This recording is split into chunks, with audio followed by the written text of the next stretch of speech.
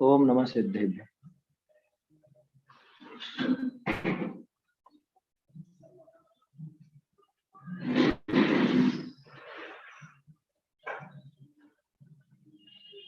नमो देव अरहंत सिद्ध आचार्य जो बछाय साधन को नित प्रति नमो ये मम हो सहाय। जिन वाणी माता नमो मन धर हर्ष अपार ता प्रसाद शिव सुख लहूं पाऊं निज पद सार। जिनेन्द्र प्रतिमा यथावत स्वरूप ये अपना ग्रंथ है, जिन प्रतिमा यथावत स्वरूप, और इसमें तरह तरह के तर्क से युक्तियों से यहाँ पे समझाया जा रहा है भाई जिनेन्द्र भगवान की जो प्रतिमा है वो साक्षात केवल ज्ञान की छवि है। साक्षात जिनेन्द्र भगवान जैसी ही होती है और वैसी ही होनी चाहिए।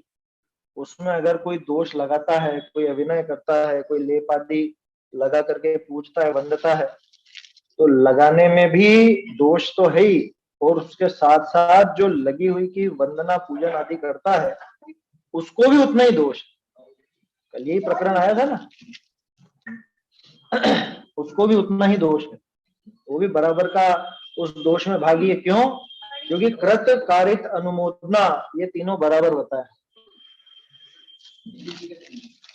देखिए 22 नंबर पेज तक बात हुई थी अपनी, उसमें आया था भाई उसमें अवज्ञा है भगवान की साक्ष। अब उसने फिर सामने वाले ने अवज्ञा की बात लेकर के कैसा प्रश्न किया था कि साहब प्रतिमा तो भगवान की है, अब जिसने फूल कैसा लगाया उसने लगाया तो उसका दोष उसके मत है। हम अगर उसके दर्शन पूजन नहीं करेंगे तो जिनेन्द्र भगवान की प्रतिमा की अवज्ञा नहीं होगी क्या? उसका अभिनय नहीं होगा क्या? भगवान का अभिनय नहीं होगा क्या? तो क्या जवाब दिया था कि बिल्कुल भी अभिनय नहीं होगा, बिल्कुल अवज्ञा नहीं होगी। क्यों नहीं होगी? क्योंकि अगर तुम ऐसा अवज्ञा का दोष मानो तब तो फिर श्वेतांबर प्रतिमा को भी पूजो, मतलब जैसा वो रूप बना दिया गया है वहां पर उसको भी पूजो, क्योंकि वो भी प्रतिमा तो उनकी है, तीर्थंकरों की। अभी कल ही एक खबर वो देखने में, हालांकि अपने को तो ध्यान है बद्रीनाथ जी में आदिनाथ जी है, वो बहुत ध्यान रखते हैं वो लोग कि कभी भूले भटके इनको खुले दिख नहीं जाए, कोशिश यही चलती है उनकी। हाँ बस उस टाइम पे ग्रंथ और निकाल तो बद्रीनाथ है, या वो कल अपन ने जो देखा था नीचे साउथ में है ना, बार बार नाम भूल जाता हूँ, तिरुपति बालाजी, तिरुपति तिरुपति तिरुपति बालाजी, तो वो है। अब फिर क्या बोले, उनकी अवज्ञा होगी कि नहीं होगी? आप उनको अगर नमस्कार करोगे तो उनकी मतलब नमस्कार नहीं करोगे तो अवज्ञा होगी या नहीं? तो कह रहे हैं कि बिल्कुल नहीं होगी, बिल्कुल भी परवाह मत कर, रंच मात्र भी अवज्ञा नहीं होगी, बल्कि श्रद्धान और दृढ़ हुआ, श्रद्धान दृढ़ होने के कारण वहां पुण्य विशेष बने। प्रकरण ऐसा चल रहा है, वेट देखो गेट लगा। प्रकरण यह है कि साहब जहाँ फूल केसर वगैरह लगी हो, भगवान का अभिनय हो रहा हो, है ना, अब तो लगाने वाले ने लगाई, गलती तो उसकी है ना। अपन उसका दर्शन पूजन नहीं करेंगे तो भगवान की अवज्ञा नहीं होगी क्या? आपने पढ़ रखा है चले इसलिए कह रहा नहीं होगी। देखो श्रद्धान दृढ़ होने के कारण उल्टा पुण्य विशेष बनेगा। अवज्ञा तो उसने की, और अवज्ञा में भागीदार वो होगा कि जो उसके बावजूद भगवान को ऐसे वंदन और पूजन करता, अभिनय सहित भगवान की पूजा वंदना करे, मतलब उस अभिनय सहित प्रतिमा की पूजा वंदना करे, तो उसने तो अनुमोदन कर दिया, उसकी तरफ से तो राजी है वो, तो हाँ ठीक है क्या दिक्कत है, तुम तो लगा रहे हो, हम तो कर लेंगे दर्शन पूजन। तो सामने वाले का अनुमोदन किया, मैंने उस पाप का अनुमोदन किया, साक्षात भगवान की प्रतिमा का और भगवान का। अगर अपन श्वेतांबर मंदिर में सिर्फ देखने मात्र भी जाए, यही तो कह रहे हैं, यही बात, तो पूरा पूरा पाप लग रहा है, पूरा कि भाई अपन चलो कोतवाल देखे हैं, लेकिन वो ये प्रश्न आ गया इसमें कि साहब वहां पे देखने जाने में क्या दिक्कत है, हम देखने ही तो जा रहे हैं, हम कोई दर्शन पूजन तो करने रहे, वहां जा ही रहे। उन्होंने कहा देखना छोड़ो, जाना भी नहीं। हम जैसे घूमने गए, हाँ है ना, हम घूमने गए बोल रहे थे पाटन है, अब यहाँ श्वेतांबर मंदिर है, मैंने कहा चलो हाँ देख तो आए। हाँ भैया देखने में बराबर पाप है वो खुला। ये इसके अंदर बहुत लंबा प्रकरण आ गया पहले, अच्छे विस्तार से। उसमें अपन ने वो बातें भी ली थी कि अन्य मतियों का जो स्थान है, भाई सीधी सी बात है, 6 अनायतन है ना, 6 अनायतन। अनायतन माने क्या, जो धर्म का स्थान नहीं हो उसको धर्म मान के पूजा जाए, वो अनायतन। ऐसी जगह जाना नहीं क्या। अब कोई कह रहे वो तो कह रहे थे, वो फला फला विद्वान तो कह रहे थे वहां देखने में कोई दिक्कत नहीं, आर्किटेक्ट से देखने में कह रहे भैया अब क्या कहें, बड़ी भारी समस्या है, बहुत बड़ी दिक्कत है। पंचम गुण स्थान वर्ती जो आरिकाएं हैं, उन्होंने भी हमारे को यही कहा था कि नीचे लग रही है, ऊपर शक्ल देख के दर्शन कर लो। नीचे लग रही है ऊपर शक्ल देख के दर्शन कर लो, इसका जवाब तो वो बिछुड़ी वाला ही सही, अपना बिछिया वाला है ना, ये ध्यान आपको है ना। बताया था लड़की देखने जाओ शादी के लिए, और वो लड़के को तो वही लड़की पसंद आई, कौन सी, कि जिसके पैर में बिछिया थी। अब आप कहोगे तू मूर्ख हो गया है, ये शादीशुदा, अरे नीचे क्यों देखते हो आप, बिछड़ी वो बिछिया क्यों देखनी। हाँ समझ में ही बात, तो वो तो बात ही नहीं जमती है, वो बिल्कुल उचित नहीं। परसों की तीसरी प्रतिमाधारी थी, हाँ जब यहाँ गया तो उन्होंने ऐसा उन्होंने खींचा, अब गुरु का नाम में नहीं लिखा। हाँ उन्होंने तो देखिए अपन तो उनमें वो गीत रखते कि उनकी स्थापना, उनकी स्थापना उनमें तो हो चुकी है पहले ही क्या, अब उसमें तुम वो लगा हुआ है तो वो तो गलत हो गया ना काम। बिछुड़ी वाला उदाहरण वहाँ पे किस घटित हो जाए, करें क्या, वहां पे वो सिखाने वाले भी ऐसे मिल जाते हैं, और बड़े गुरु नाम नहीं लेंगे, उनका नाम नहीं लेना कोई। देखो क्या कहा कि भाई वहां अवज्ञा का दोष बिल्कुल नहीं है। इसलिए अगर दिमाग में ऐसा हो ना कि साहब वो प्रतिमा तो जिनेंद्र भगवान की है, अब वो तो जिसने गड़बड़ करी उसका पाप उसके माथे है, लेकिन अगर अपन दर्शन पूजन नहीं करेंगे तो अवज्ञा हो जाएगी, बिल्कुल भी अवज्ञा नहीं है ना। कल यही बात देखी थी आखिर में अपन, यहाँ में अवज्ञा का दोष नहीं है, उल्टी जिनमत में सरदान की पुष्टता बढ़े है। क्यों, क्योंकि आपको सच्चे देव का स्वरूप दिल में ऐसा बैठा हुआ है कि उसकी छवि में जरा भी आप कमी बर्दाश्त नहीं कर सकते, तो उल्टा श्रद्धान की पुष्टता बढ़ती है। और जहां अतिशय करी श्रद्धान की पुष्टता होए, तहां पुण्य बंध हो अधिक होए, वहां पे पुण्य बंध भी अधिक होगा। इसलिए परवाह नहीं करना, कह रहे साहब अच्छा नहीं रहेगा, अच्छी बात नहीं रहेगी, अभिनय होगा, अभिनय होगा तो फिर जाओ श्वेतांबर हो गया, वहां भी चल जाओ, वो तिरुपति वहां भी चल जाओ, वो बद्रीनाथ, जहाँ पे वो ऐसा वेश बना रखा कि असली तो अंदर तो प्रतिमा नेमिनाथ जी की, अंदर तो प्रतिमा आदिनाथ जी की, कर लो फिर। समझ में आई बात। अरे वही उदाहरण याद रखिए, क्योंकि अपना नजदीकी होता है ना तो अपने को ख्याल रहता है। आपके पिताजी की तस्वीर पर सींग लगा देवे कोई है, हाँ यहाँ तक मैं तो ऐसा कह रहा हूँ जिसमें चुभे बात, सींग लगा दे आपकी तस्वीर को, कह रहे हैं पिताजी को रोज नमस्कार करते तो इनको करो तो सही है, ये तस्वीर पे नमस्कार तो रोज ही करो, सींग लगे हुए तो क्या हुआ, जिसने लगाया उसका पाप उसके माथे। कह रहे तेरे पिताजी ऐसे थे क्या, कि जब तेरे पिताजी ऐसे नहीं थे तो उसको कैसे तू ऐसे नमस्कार करता, ऐसा स्वरूप कैसे मानेगा, कैसे स्वीकार कर रहे। कह रहे उनकी तस्वीर है लेकिन मैं नमस्कार नहीं करूंगा तो अवज्ञा नहीं होगी कि पिताजी की, बिल्कुल नहीं होगी, बिल्कुल भी नहीं होगी, क्योंकि हमारे पिताजी नहीं थे सींग वाले। समझ में आ रही है बात। हमारे से ज्यादा कट्टर तो मुसलमान है, वो कभी जैन मंदिर में या अन्य मंदिर में नहीं जाएंगे, नहीं आते। मुसलमान दूसरे हिंदू भी किसी मंदिर में नहीं जाते, हिंदू किसी को अपने मंदिर में लाके, अरे आपके कोटा में वो है ना, कौन सा मंदिर है, मथुराधीश का कौन सा किला, वहां पे बहुत से, मैंने शायद पहले भी उदाहरण दिया, कुछ लोग जो बिल्कुल सख्त होते हैं वो उनकी उसी छवि को है कृष्ण का ही रूप, वही कृष्ण का रूप वही है, और मुरली बजाने वाले भी वही है, और तरह तरह के जो भी बनता है, वो तरह तरह की प्रतिमा बनती है ना कृष्ण की, तो कृष्ण जी की वो इतनी प्रतिमाएं बनती है, लेकिन उनको तो वो द्वारकाधीश वाली प्रतिमा चाहिए, और उसको भी कैसे देखता है, ये से, और कुछ देखना ही नहीं। बोलो इतना पक्ष रहता है। मेरा मित्र है ना, जानते होंगे शायद आप, है ना, तो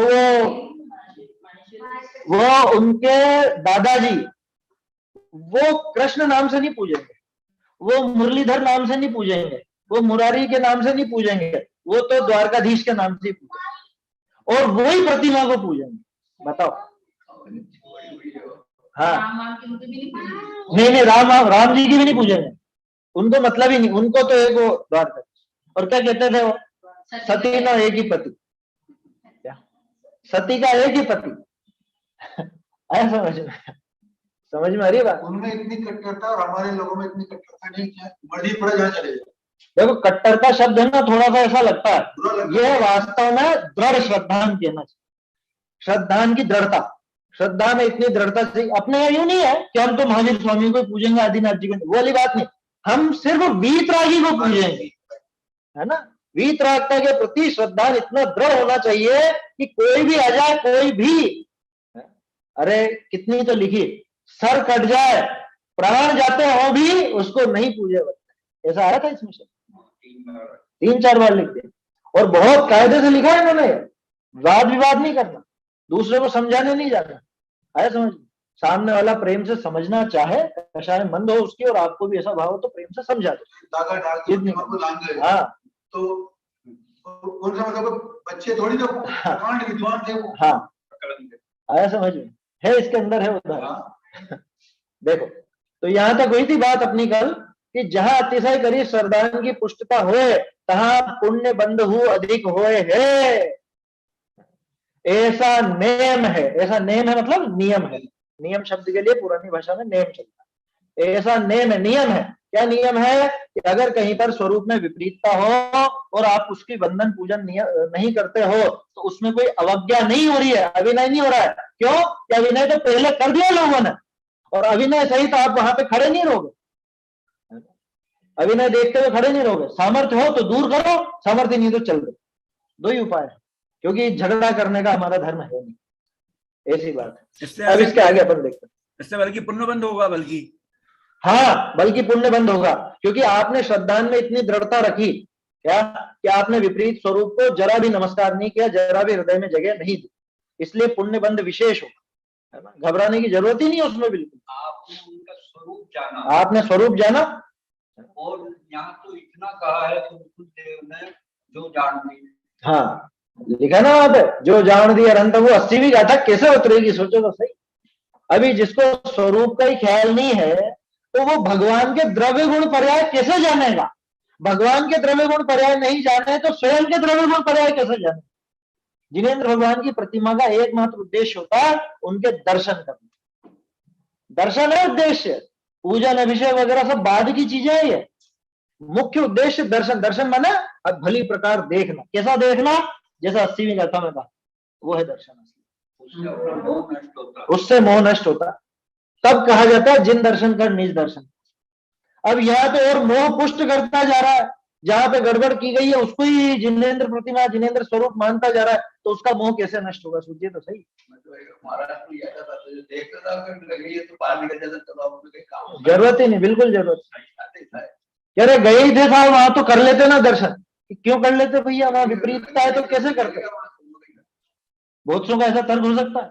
आप गए ही थे, यात्रा तो कर लेता, बार बार थोड़े ना आना होता। ऐसी जगह जाना क्यों? सबसे पहली बात साउथ में दर्शन करने जाना ही क्यों? साउथ में तो सब यही है। हाँ पूरे यही है साउथ में। देखिए, है ना, ये आगे का अपन प्रकरण पढ़ते हैं इसको। हाँ उदाहरण दिया यहाँ पे, और उदाहरण के स्वरूप में बहुत बढ़िया यहाँ पे इन्होंने तर्क प्रस्तुत किया है। पत्र संख्या 22।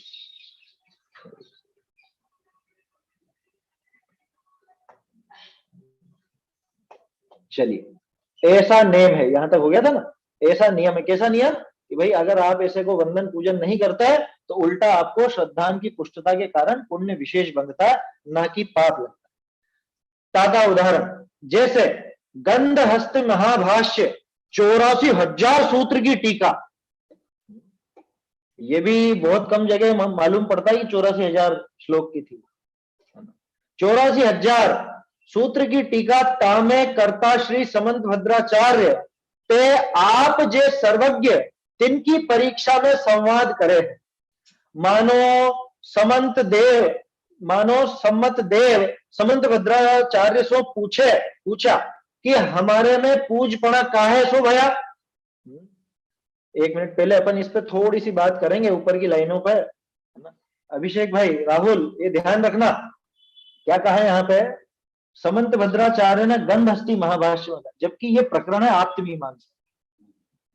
इससे क्या सिद्ध होता है, जो एक वो विद्वानों ने लिखा है कि आप्तमीमांसा माने देवागम स्तोत्र वो गंध हस्ती महाभाष्य का मंगलाचरण है, वो इससे सिद्ध होता है। ये बात 150 साल पहले भी मानी गई है ना। ये प्रमाण है अपने लिए, चाहो तो नोट करके रखना है इस बात को। क्या जैसे गंध हस्ती महाभाष्य, और कितना बड़ा बताया, 84,000 सूत्र, सूत्र की टीका 84,000 माने तो 84,000 श्लोक प्रमाण, इतना बड़ा ग्रंथ, हालांकि अब उपलब्ध नहीं है। और क्या पता इनके टाइम था कि नहीं था, क्योंकि इन्होंने कैसे लिखा उसका। और उसमें उस टीका में कर्ता श्री समंत भद्राचार्य, किसकी टीका, सूत्र की टीका, तत्वार सूत्र की टीका गंध हस्ती महाभाष्य, उसमें ये बात आई है। और उसमें नहीं आई है अपने को, तो आप्तमीमांसा देवागम स्तोत्र मिलता, उसमें आई है।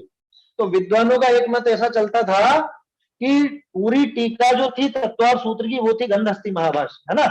और तत्वार सूत्र का जो मंगलाचरण है, मोक्ष मार्ग से नेतारम भेतारम कर्म भूव्रतम, है ना, उसके ऊपर उसकी टीका के रूप में ये 114 श्लोक लिखे। कौन से, आप्तमीमांसा। देवागम स्तोत्र जो है वो पूरा 1 श्लोक की टीका। उस देवागम स्तोत्र 1 श्लोक के ऊपर 114 श्लोक, 114 के ऊपर अष्टशती 800 श्लोक, उसके ऊपर 8,000 अष्टसहस्री। सोचो तो सही। अब गंध हस्ती महाभाष्य वास्तव में 84,000 श्लोक प्रमाण होता है। ये महाभारत है ना, महाभारत 1 लाख श्लोक प्रमाण है, एक जगह की नहीं है। हमने तो पढ़ा है पूरा इतिहास, मूल में इतनी बड़ी थी नहीं, बाद में अलग अलग लेखकों ने उसमें और कथाएं उपकथाएं जोड़ के तब जाके वो 1 लाख श्लोक प्रमाण हुई। ये अकेली टीका 84,000 श्लोक प्रमाण। सोचो, समझ में ही बात।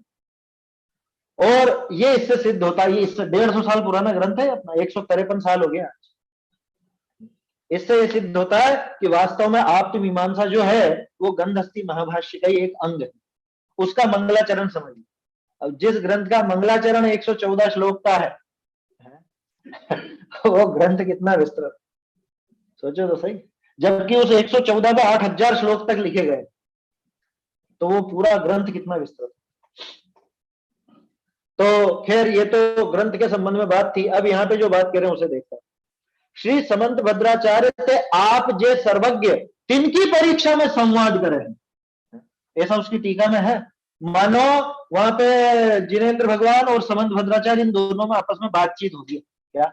और जिनेंद्र भगवान क्या पूछ रहे हैं कि हमारे में पूजपना काहे सो भया, कि तू हमको सिर क्यों झुकाता है, हम में पूज्यपना किस बात से आया, ये बताओ। इसका उत्तर वो पूरा का पूरा जो आपकी मीमांसा है कि देवन को गर्भादि कल्याणकनि में आगमन थे, तथा आकाश में अंतरिक गमन थे, तथा चामर छत्रादि समोसरण की विभूति थे, इत्यादि के कारण के होने से पूजपना हमारे में भया। कहा मतलब क्या, वो भगवान पूछ रहे हैं कि बताओ हमें पूज्यपना किस हिसाब से है, हमें पूज्यपना क्यों हुआ, कि क्या देव हमारे गर्भादि कल्याणक मनाने आते हैं इसलिए हुआ, कि हमारा आकाश में अंतरिक्ष, लिखा ना अंतरिक्ष के लिए, आकाश में अंतरिक्ष गमन से हुआ, या चमर छत्र आदि समोसरण की विभूति की वजह से हमारे में भया। कहा मतलब क्या, है ना। तब मानो समंत भद्राचार्य कहे, तब मानो समंत भद्राचार्य ने जवाब दिया कि हे भगवान, आप हमारे इन बातनी करी पूजनीक नहीं हो। क्यों, ए बाता तो मायावी जे इंद्रजाल आदि विद्या जिनके पाइये है, तथा अष्ट अणिमादि रिद्धि के धारी देवन हु के है, ऐसे तो ते भी समस्त पूजनी लोग है। ताते हमारे तो आप वीत राग विज्ञान भाव में शांत मुद्रा जामे कछु विकार ही नहीं, ता करी वंदनीक हो। जो आप हु को चिन्ह सराग रूप हो जाए तो हमारे वंदनीक नहीं हो। ऐसे श्री समंत भद्र स्वामी मानु श्री भगवान सु कहा। सो हे भ्रात, अवज्ञा ही होती तो ऐसे श्री समंत भद्र स्वामी काहे को कहते, जवाब अब दिया। ये सिद्धांत तो उदाहरण के रूप में पेश किया, टोडरमल जी की छाप है इन पर क्या। सो हे भ्रात, अवज्ञा ही होती तो ऐसे श्री समंतभद्र स्वामी काय को कहते? क्यों वे क्या नहीं समझते थे? वे अजान थे? सो ऐसा पाप रूप अवज्ञा का वचन श्री भगवान सो वचना लाभ करी अशुभ बंध के स्वामी क्यों होते? परंतु तिन समंतभद्राचार्य परम धीर, जिन शास्त्र के पारगामी के दृढ़ श्रद्धान करी अतिशयवंत पुण्य बंध ही होता भया। बहुरी फेर प्रश्न, इसको आगे देखते हैं, पहले इस पे चर्चा करते हैं। कैसा तर्क दिया है ना? अब इसको कौन टाले बताओ? समंतभद्र स्वामी की बात को कौन टाले? लगा उनका आरोप अवज्ञा, कैसे लगा? क्या कहा? समंतभद्र स्वामी ने आप्त मीमांसा माने गंधस्थी महाभाष्य का प्रारंभ वहां लिखा। इन्होंने तो गंधस्थी महाभाष्य नाम दिया। ये बढ़िया प्रमाण है, नोट कर लेना अभिषेक भाई, राहुल भाई, इनको। ये 22 नंबर पत्र पर है। मतलब 150 साल पहले के विद्वान भी ये मानते थे कि आप्त मीमांसा उसका हिस्सा गंधस्थी महाभाष्य, और शायद 150 वर्ष पहले गंधस्थी महाभाष्य हो उपलब्ध, शायद। बाद की अपने को नहीं पता कब गया, क्योंकि उसकी कोई प्रतिलिपियां भी देखने को नहीं। देखो, खैर क्या कहा, आप जे सर्वज्ञ तिनकी परीक्षा में, गजब की बात, तुम परीक्षा करोगे देव की, है? तुम परीक्षा करोगे गुरु की। लोग बात करते हैं ना इस तरह की बात। अरे भैया, ये जाके समंतभद्राचार्य से पूछो उन्होंने क्यों करी, और कुंदाचार्य से कहो कि उन्होंने क्यों हमसे परीक्षा करने को कहा, बतलाऊं तो करना प्रमाण कि परीक्षा करके, अपने निज अनुभव से परीक्षा करके स्वीकार करना मेरी बात को, गलत लगे तो मत करना स्वीकार। क्यों कहा उन्होंने? हमारे आचार्य ने परीक्षा के नाम से सैकड़ों ग्रंथ लिखे, आए समझ? पत्र परीक्षा, सत्य शासन परीक्षा, आप्त परीक्षा, है, और तरह तरह की परीक्षा परीक्षा परीक्षा बहुत लिखी। परीक्षा मुख न्याय का मुख्य ग्रंथ है परीक्षा मुख, बताओ। और आप कहते हो कि ऐसे ही मान लो, ऐसे कैसे मान लो? तुम श्रावक होकर गुरु की परीक्षा कैसे करो? तुम श्रावक होकर देव की परीक्षा करने वाले कौन होते हो? अरे हमारे देव सिखा के गए हैं, बिना परीक्षा के सिर नहीं झुकाना, क्योंकि मनुष्य का माथा मिला है, सड़ा नारियल नहीं रखा कंधों के ऊपर कि कहीं पे भी जाकर फोड़ दो। परीक्षा में कोई बात नहीं है। हाँ, देव की मैं नहीं, उनको तो गुरु की परीक्षा में विवाद है कि तुम कौन होते हो गुरु की परीक्षा कि तुम ग्रस्त होकर के मुनियों की परीक्षा करोगे? कि हाँ करेंगे, क्योंकि हमारे केके की नहीं पढ़ी क्या दूसरी गाथा अपन ने कल, है? उसमें दर्शन पहुड़ में अगर सम्यक दर्शन नहीं सिद्ध हो उसके, तो वो वंदनीय, बिल्कुल भी वंदनीय। दर्शन हीनो न वंदी वो, तो कैसे पता चलेगा? परीक्षा करोगे तो ही पता चलेगा ना। तो साफ साफ संदेश है कुंदाचार्य का, समंतभद्राचार्य का। तुम कोई नया मत चलाना चाहते हो बिना परीक्षा का तो चला लो, तुम्हारी मर्जी, लेकिन जैन दर्शन तो, जैन शासन तो परीक्षा के ऊपर ही टिका। अरे और इसीलिए विजित होता, सबसे ज्यादा जीता, मतलब सबको जीतता है जैन दर्शन। क्यों? क्योंकि यहाँ परीक्षा करके स्वीकारी हुई बातें हैं। कह नहीं दिया कि बस हाँ हमने कह दिया और तुम मान लो, ऐसा बिल्कुल नहीं होता हमारे यहाँ पर। जैसा बिल्कुल समझ लो जिनेंद्र भगवान ने जो बताया है वही मानना है, लेकिन परीक्षा करके। क्यों? परीक्षा करने से क्या फायदा? परीक्षा करने से फायदा क्या है? ये टोडरमल जी ने खूब समझाया अपने को कि कहीं कोई मिलावट कर दे, कभी गड़बड़ करने वाले बहुत हो गए, है ना। और भगवान के नाम पे, कुंदाचार्य के नाम पे, समंतभद्र उमा स्वामी आचार्य के नाम पे कुछ उटपटांग बात कह देगा और आप पूरा उनके नाम से मान लोगे तो विपरीत जानने में आ जाए, विपरीत मानने में आ जाए।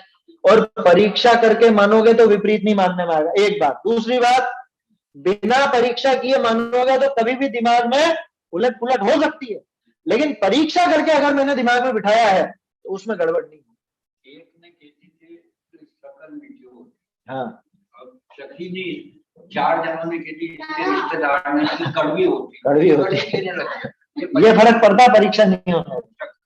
वो उदाहरण आता है ना पंचतंत्र में, कहानी है तो सही, वो गाय का बछड़ा लेके जा रहा था, है, ब्राह्मण को कहीं पे मिल गई, है ना, दान दक्षिणा में, और लेके जा रहा था। और 4 ठगों ने इसको ठगने की योजना बनाई कि थोड़ी थोड़ी दूरी पे मिलेंगे अपन इससे, और इससे कहेंगे कुत्ते का बच्चा क्यों लेके जा रहा है। तो एक ने कहा, पहले ने कहा, तब तो उसने की क्या बात करता है, बछड़ा है तो गाय का बछड़ा, कुत्ता दिख रहा है तुझको, नहीं माना, लेकिन दिमाग में खटका तो आ जाएगा ना। फिर दूसरा मिला, उसने कहा अरे ये कुत्ते के बच्चे को कहाँ लेके जा रहे हो ब्राह्मण महाराज? अरे कुत्ते का बच्चा, पहले मिला वो भी इसको कुत्ते का बच्चा कह रहा था, ये भी कुत्ते का बच्चा कह रहा, ये तो बछड़ा है। नहीं नहीं बछड़ा है, बछड़ा दिया सामने वाले ने। तो दूसरे में तो उसका थोड़ा खटका और ज्यादा बैठ। फिर तीसरा मिला, फिर तीसरा जब बोला कि ये तो क्या पता यार ठगाई में तो नहीं आ गया, सामने वाले जजमान ने मेरे को बेवकूफ बना दिया है, ये बछड़ा के कुत्ते का बच्चा दे दिया है, क्या पता इस नस्ल का होता होगा कोई कोई कुत्ता है। और चौथा मिला, और चौथे ने कहा कि ये कुत्ते का बच्चा, अरे छोड़ो छोड़ो यार हटाओ, गया वो बच्चा। और वो चारों के चारों बिना परीक्षा के कोई भी चीज पढ़ने लिखने लग जाएगा, ये बिना परीक्षा के ये दशा हो।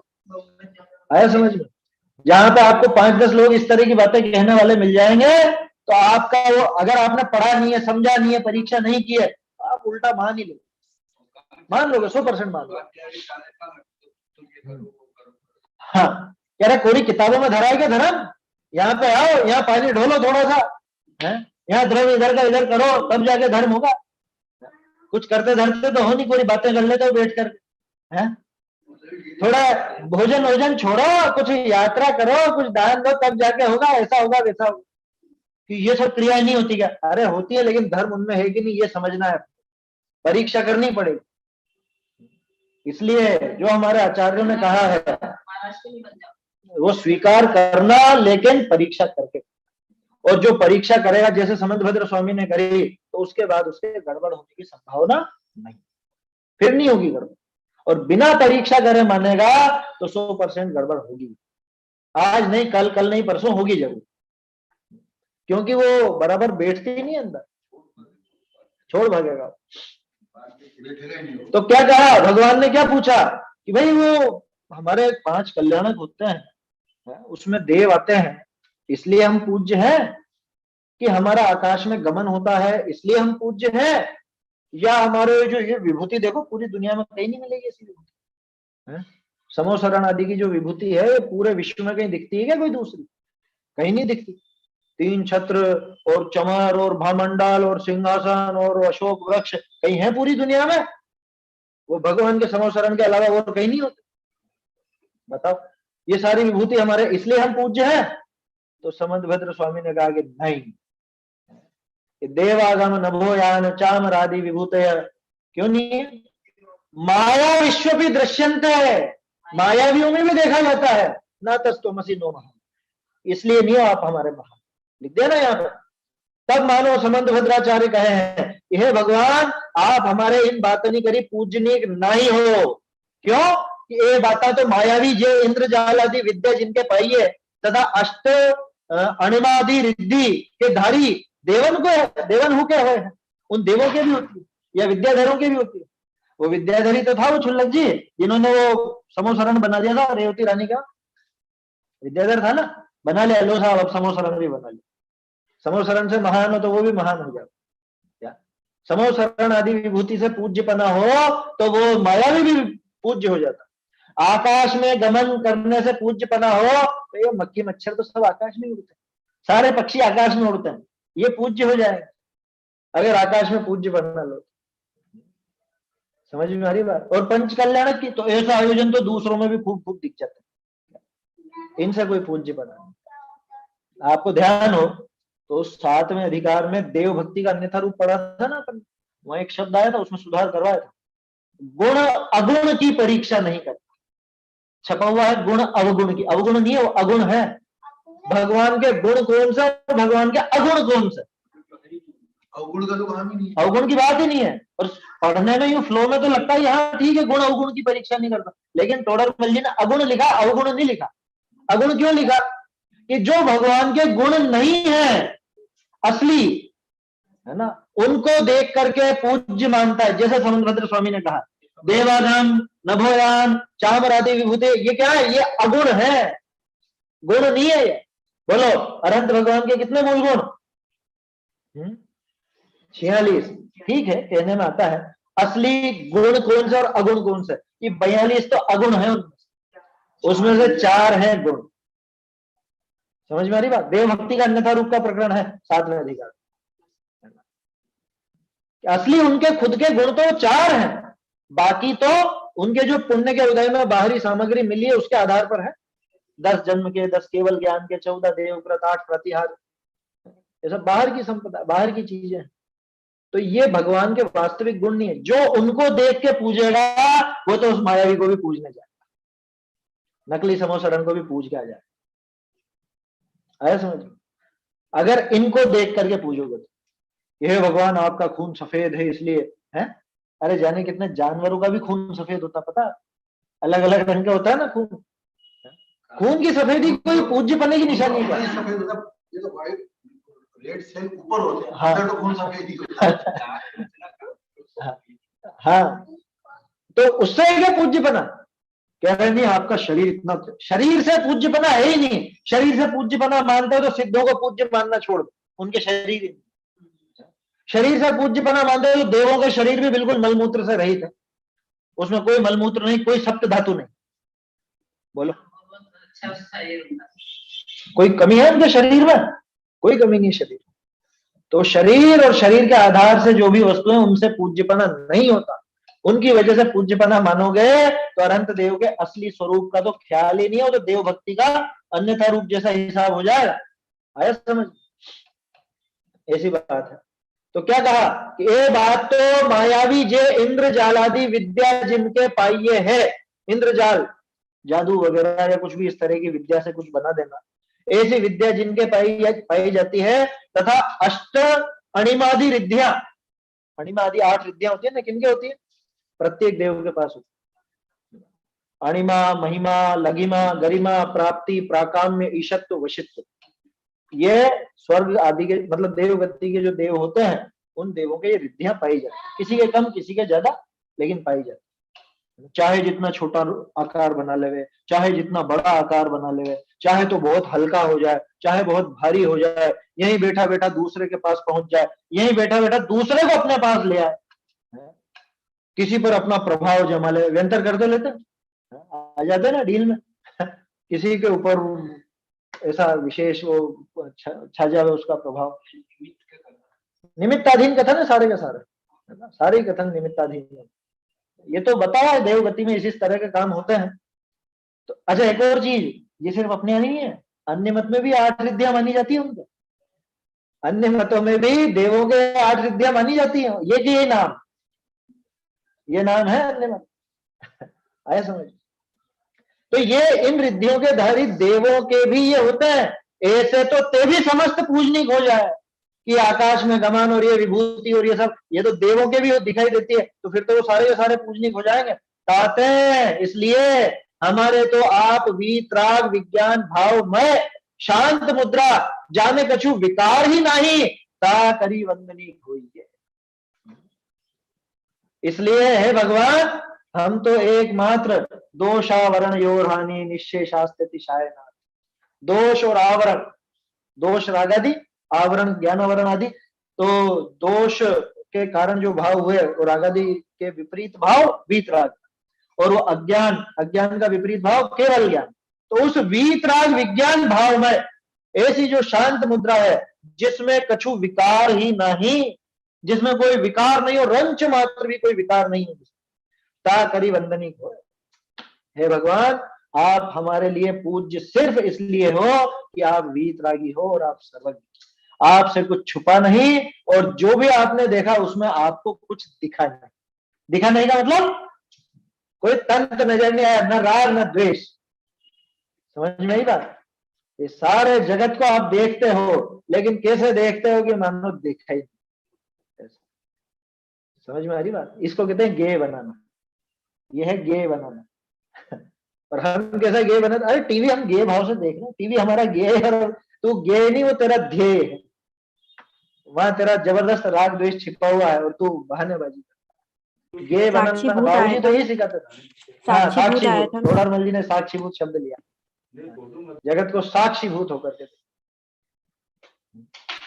तो 3 लोक के नाथ आप इसलिए पूज्य हो हमारे कि पूरे विश्व का ज्ञान आपको है, और उसके बावजूद तदपि निजानंद रसली, सकल ज्ञेय ज्ञायक तदपि निजानंद रसली। आगे ना वीतराग का सर्वज्ञता दोगे। इसलिए हम आपको पूजते हैं। अरे तोड़र मल जी ने कैसा भाव निकाला है।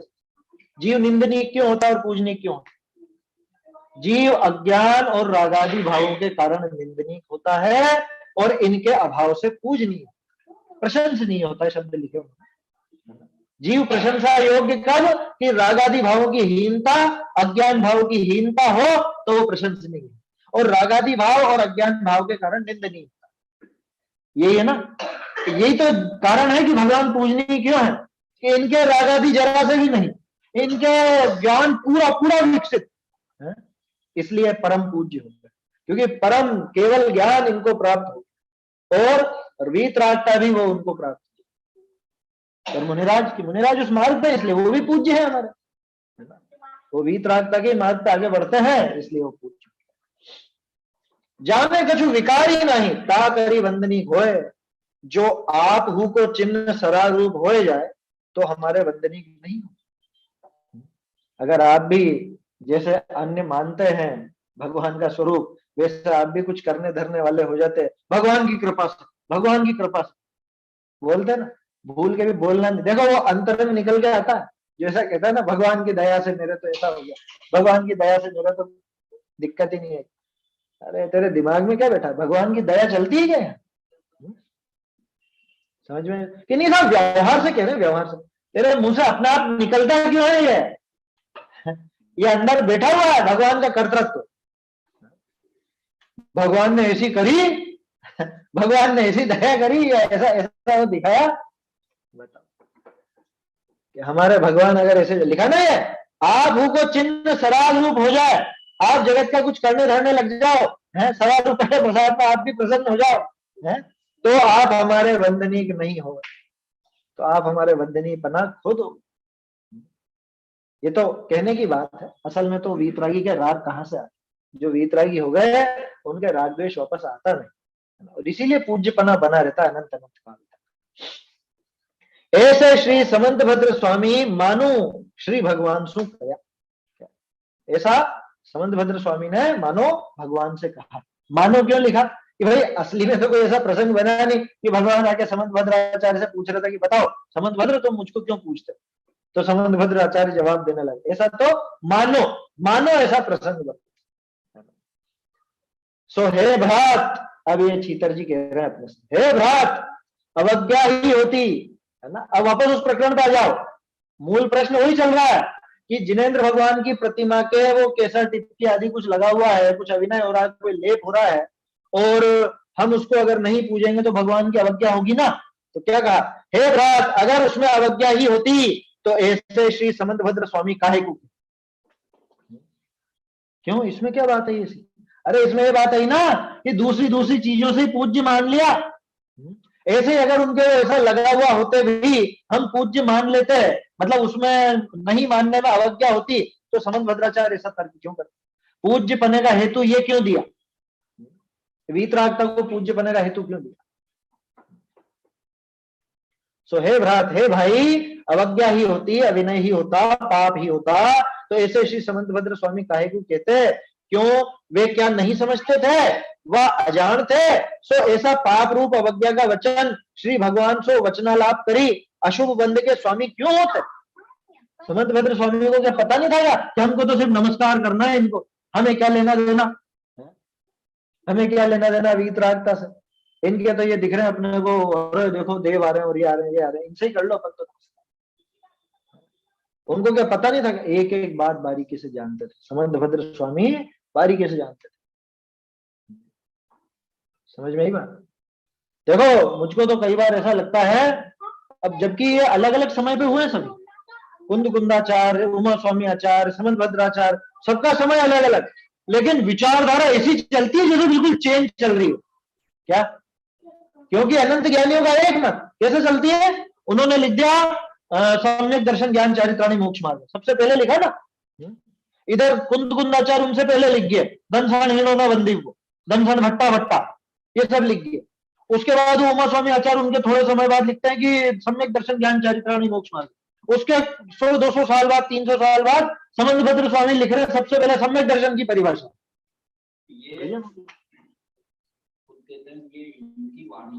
हाँ, ये तो जिनेंद्र देव की वाणी, तो जिनेंद्र देव की जैसे मेरी भी नहीं है, ये तो वस्तु व्यवस्था है। वस्तु व्यवस्था वो जिनेंद्र देव। समझ में आ रही है बात? ये पूरा ऐसा सिस्टमेटिक क्यों दिखता है हजारों वर्षों का अंतर होने पर भी सब में? इसलिए दिखता है क्योंकि उन्होंने जिनेंद्र भगवान की वाणी को स्वीकार किया, इन्होंने भी किया, तो बात तो वो की वो यानी इनके जेब की कोई बात नहीं।